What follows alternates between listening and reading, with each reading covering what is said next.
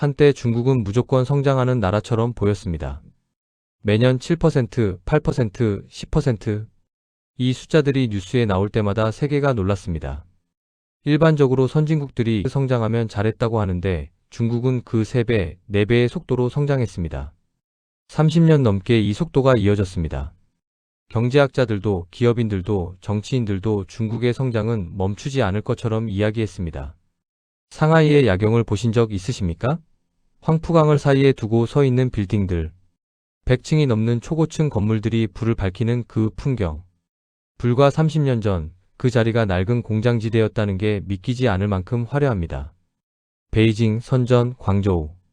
이 도시들이 10년, 20년 만에 얼마나 빠르게 변했는지는 사진 한 장으로도 실감할 수 있습니다. 이 성장 뒤에는 거대한 제조업이 있었습니다. 세계의 공장. 전 세계에서 팔리는 물건들의 상당 부분이 메이드 인 차이나 라벨을 달고 있었습니다. 스마트폰, 의류, 가전, 장난감. 중국 없이는 세계 소비 시장이 돌아가지 않는 것처럼 보였습니다. 그런데 지금 중국 경제에서 다른 이야기들이 들려옵니다. 헝다, 비구이 위안. 중국의 거대 부동산 기업들이 파산 위기에 처했습니다. 청년 실업률이 치솟았습니다. 비어있는 아파트들이 속출했습니다. 경제 성장률이 눈에 띄게 낮아졌습니다. 세계가 중국 경제를 불안한 눈으로 바라보기 시작했습니다. 왜 중국 경제는 흔들리기 시작했을까요? 왜 세계는 중국 경제를 불안하게 바라보고 있을까요? 중국의 위기는 단순 경기 침체일까요? 아니면 더 깊은 구조적 문제일까요? 오늘은 이 질문들에 차분하게 답해드리겠습니다. 중국을 비판하거나 폄하하려는 게 아닙니다. 너무 빠른 성장에는 반드시 그림자가 생긴다는 것, 그리고 그 그림자가 중국 경제에 어떻게 나타나고 있는지를 경제 구조의 관점에서 설명해 드리겠습니다. 먼저 중국 경제가 어떻게 세계를 놀라게 했는지를 이야기해야 합니다. 1978년 덩샤오핑이 개혁개방 정책을 선언한 해입니다. 그 이전 중국은 마오쩌둥 시대의 계획경제 체제 아래 있었습니다. 시장이 제대로 작동하지 않았고 경제 성장은 정체됐습니다. 개혁개방은 말 그대로 문을 여는 것이었습니다. 외국 기업이 중국에 들어올 수 있게 됐습니다. 중국 기업들이 시장 논리로 움직일 수 있게 됐습니다. 외국인 투자를 받아들이는 경제특구가 생겼습니다. 선전, 주아이, 샤먼. 이 특구들에서 중국 현대 경제의 실험이 시작됐습니다. 결과는 세계 역사상 유례없는 성장이었습니다. 1980년대부터 2000년대까지 중국은 매년 평균 10% 가까운 성장률을 기록했습니다. 이 속도로 30년을 성장하면 경제 규모가 어떻게 될까요? 2000년대 초반 미국 GDP의 10분의 1 수준이었던 중국 경제가 지금은 미국에 근접하는 수준이 됐습니다. 이 성장의 엔진은 제조업이었습니다. 중국의 광대한 농촌 지역에서 도시로 몰려온 수억 명의 노동자들이 공장에서 일했습니다. 저렴한 임금으로 엄청난 규모로 세계 기업들이 앞다퉈 중국의 공장을 세웠습니다. 인건비를 낮추고 더 많이 만들고 더 저렴하게 팔기 위해서였습니다. 부동산도 함께 성장했습니다. 도시화가 빠르게 진행되면서 집이 필요했고 집값이 올랐습니다. 집값이 오를 것이라는 기대가 투자를 불러왔고 투자가 더 많은 건설로 이어졌습니다. 상하이, 베이징, 선전의 아파트 가격이 천정부지로 올랐습니다. 중국은 세계 역사상 가장 빠르게 성장한 나라 중 하나였습니다. 수억 명의 사람들이 가난에서 벗어났습니다. 이것은 경제학적으로도 역사적으로도 대단한 일이었습니다. 중국이 그렇게 빠르게 성장할 수 있었던 이유는 무엇이었을까요? 첫째는 저렴한 노동력이었습니다. 농촌에서 도시로 이동한 수억 명의 노동자들이 선진국 노동자들의 수십 분의 1 임금으로 일했습니다. 이 비용 우위가 세계 제조업을 중국으로 끌어들였습니다.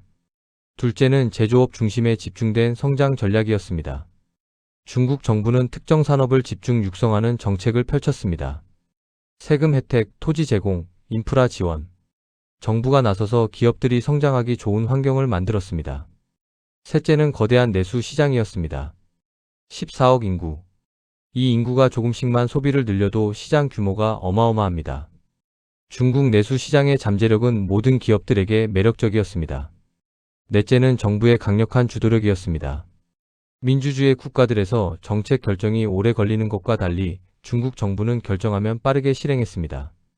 인프라 건설, 산업 정책, 도시 개발. 이 모든 것들이 다른 나라보다 빠르게 진행됐습니다. 중국은 속도와 규모로 세계를 압도했습니다. 그런데 왜 지금은 다른 이야기들이 나오는 걸까요? 중국 경제가 흔들리는 이유들을 하나씩 살펴보겠습니다. 첫 번째는 부동산 버블의 문제입니다. 중국 경제는 부동산 의존도가 매우 높았습니다.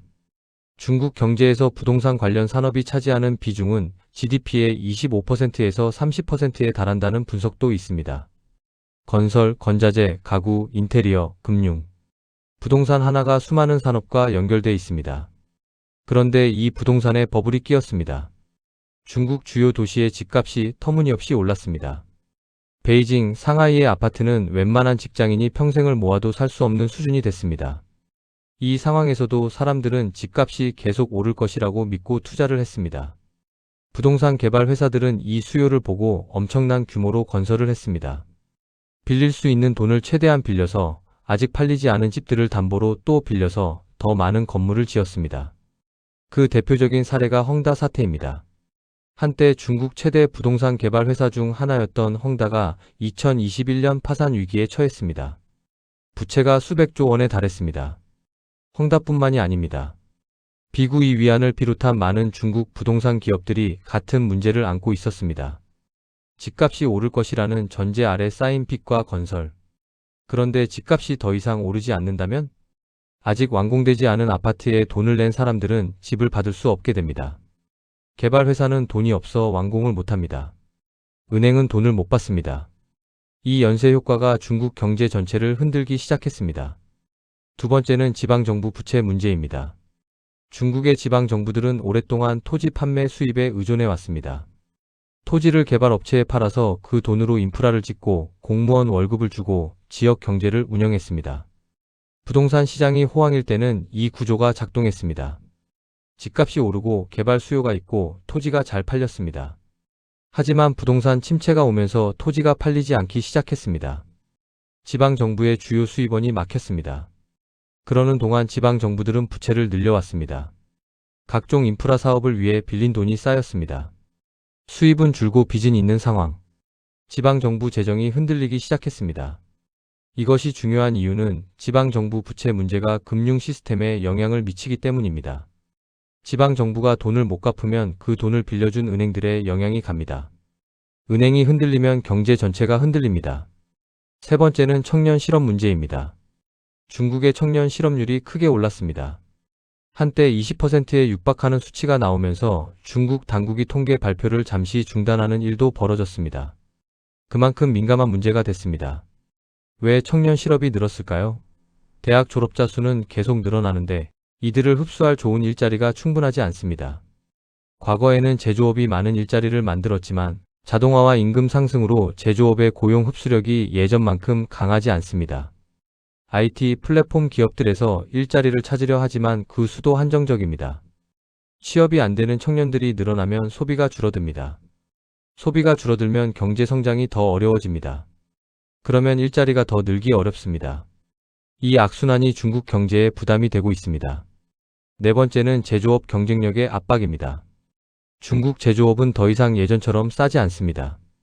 중국의 임금이 올랐습니다. 경제 성장과 함께 생활 수준이 높아지면서 중국 노동자들의 임금도 크게 올랐습니다. 30년 전에는 상상할 수 없을 만큼 높은 임금을 이제 중국 노동자들이 요구합니다. 그러면서 값싼 노동력을 찾는 제조업체들이 베트남, 인도네시아, 방글라데시로 이동하기 시작했습니다. 임금이 중국보다 훨씬 낮은 이 나라들이 새로운 세계의 공장으로 떠오르고 있습니다. 동시에 미국의 견제도 심해졌습니다. 반도체, 첨단 기술 분야에서 미국이 중국을 압박하고 있습니다. 중국 기업들이 미국 기술에 접근하는 것을 제한하고 미국 기업들이 중국의 첨단 기술을 이전하는 것을 막고 있습니다. 저가 제조업에서는 동남아에 밀리고 첨단 기술에서는 미국의 견제를 받는 상황. 중간에서 압박을 받는 구조입니다. 다섯 번째는 인구 감소와 고령화입니다. 중국은 한자녀 정책의 유산과 마주하고 있습니다. 수십 년간 지속된 한자녀 정책으로 출생률이 낮아졌고 이제 인구 감소가 현실이 되고 있습니다. 2022년 중국 인구가 처음으로 감소했습니다. 노동력이 줄어들면 경제 성장에 제약이 생깁니다. 특히 중국 경제를 지탱해온 저임금 풍부한 노동력이라는 장점이 사라지고 있습니다. 고령 인구가 늘면 사회복지 비용이 늘어나고 일할 사람이 줄어듭니다. 인구 구조의 변화는 천천히 오지만 한번 시작되면 되돌리기 매우 어렵습니다.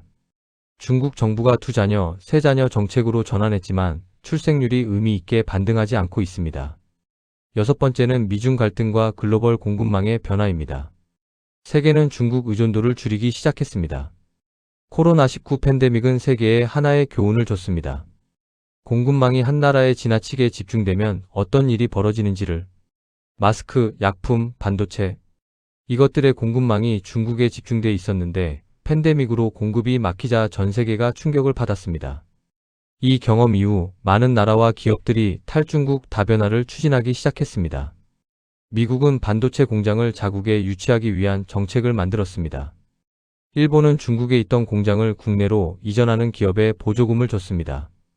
유럽도 전략적으로 중요한 분야의 공급망을 다변화하려고 했습니다. 중국에서 생산해서 세계에 파는 구조가 흔들리기 시작했습니다. 세계 제조업의 허브로서 중국의 위상이 변화하고 있습니다.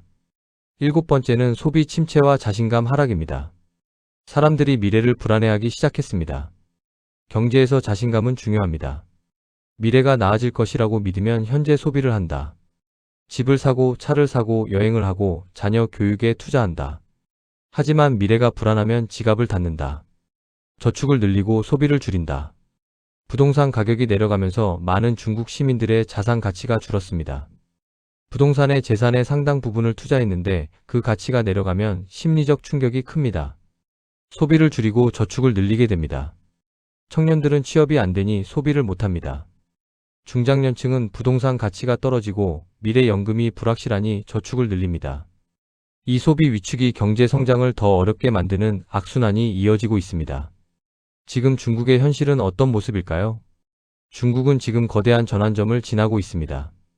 귀주의라는 단어가 중국 젊은이들 사이에서 퍼졌습니다. 눕겠다는 뜻입니다. 열심히 경쟁해도 집도 사기 어렵고 좋은 일자리도 없으니 그냥 포기하겠다는 심리. 이것이 젊은 세대의 소비 위축으로 이어집니다. 중국 곳곳에 귀신 도시라 불리는 텅 빈 신도시들이 있습니다. 집을 짓고 인프라를 만들었는데 사람이 살지 않는 도시들. 부동산 과잉 개발의 결과물입니다. 이것들이 중국 부동산 시장의 과잉 공급 문제를 상징적으로 보여줍니다. 소비 시장도 달라졌습니다. 한때 명품 브랜드들이 중국 소비자들 덕분에 호황을 누렸는데 지금은 중국 시장에서의 매출이 줄었다는 이야기들이 나옵니다. 고급 소비재보다 합리적 가격의 제품을 찾는 경향이 강해졌습니다. 하지만 중국이 정말 무너지는 걸까요? 신중하게 봐야 합니다.